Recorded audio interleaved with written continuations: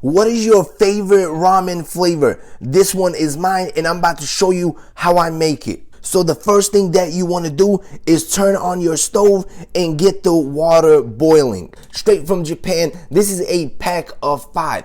This flavor is freaking amazing. Also, they come with the spiciness as well. Do you crunch your ramen, or do you simply open it and put the whole square in the boiling water? Here are our flavors and our spicy sauce. As you can see, these ramen noodles are very thick. We're simply going to dump them in the boiling water. After cooking for 5 minutes, we gotta drain the water. In goes the cheese powder. You want to spread it all around, just like that. Next is the spicy sauce. If you're a fan of spice, add the whole thing.